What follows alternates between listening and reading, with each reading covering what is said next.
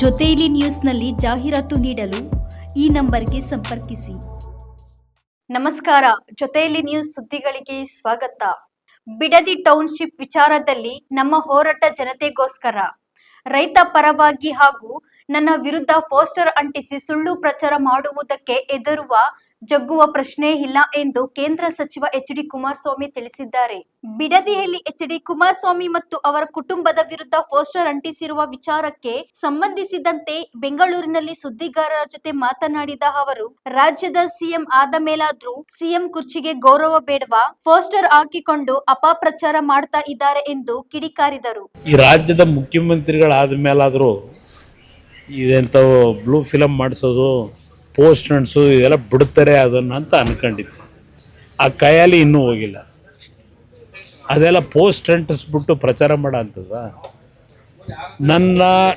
ನಂದು ಬಿಟ್ಟುಬಿಡಿ. ಈವನ್ ನನ್ನ ಹೆಂಡ್ತಿದ್ದು ಫೋಟೋ ಹಾಕೋರು, ನಂದು 100 ಎಕರೆ ಅಂತ ಅದೇನೋ ನಿಖಿಲ್ದು ನಂದು ಹಾಕೋರಲ್ವೇ.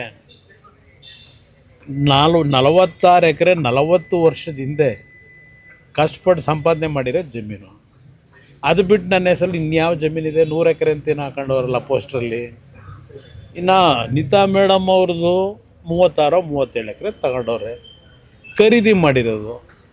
ಖರೀದಿ ಮಾಡಿರೋ ಜಮೀನ ಯಾವನೋ ಪೋಸ್ಟ್ ಹಾಕೊಂಡು ಅವ್ರ ಹೆಸ್ರಿನಲ್ಲಿ ಹಾಕ್ಬಿಟ್ಟು ನನಗೆ ಜಮೀನು ಕೊಡಿಂದರೆ, ಬೆನಗಾನಹಳ್ಳಿಲಿ ಸತ್ತೋದವ್ರು ಹೆಬ್ಬೆಟ್ಟು ತೋರಿಸಿ ಜಮೀನು ತಗೊಂಡಂಥ ವ್ಯಕ್ತಿ ಈ ಪೋಸ್ಟನ್ನ ಈಗ ಅವ್ರ ಬೆಂಬಲಿಗೆ ಹೇಳಿ ಹಾಕ್ಸ್ಕೊಂಡು ಇದರಲ್ಲಿ ಪ್ರಚಾರ ಮಾಡ್ತೀನಿ ಅಂದರೆ ಜನ ನಂಬ್ತಾರ? ಮುಖ್ಯಮಂತ್ರಿ ಆದಾಗಲಾದರೂ ಒಂದು ಸ್ಟ್ಯಾಂಡರ್ಡ್ ಬೇಡವಾ? ಒಂದು ಸ್ಟ್ಯಾಂಡರ್ಡ್ ಇಲ್ಲದೆ ಈ ರೀತಿಯ ನಡವಳಿಕೆ ಇವತ್ತು ಈ ರಾಜ್ಯ ಯಾವ ಪರಿಸ್ಥಿತಿ ಹೋಗುತ್ತೆ ಅನ್ನೋದನ್ನು ಯೋಚನೆ ಮಾಡಬೇಕು. ಕುಟುಂಬದವ್ರನ್ನ ಫೋಟೋ ಎಲ್ಲ ಹಾಕಿ ಇದು ವಿಕೃತ ಮನಸ್ಸು. ಅದು ಅಷ್ಟೇ ವಿಕೃತ ಮನಸ್ಸು. ಅದು ಹೇಳದ್ನಲ್ಲ, ಇದು ಮೊದಲಿಂದಲೂ ಬಂದಿರೋದು.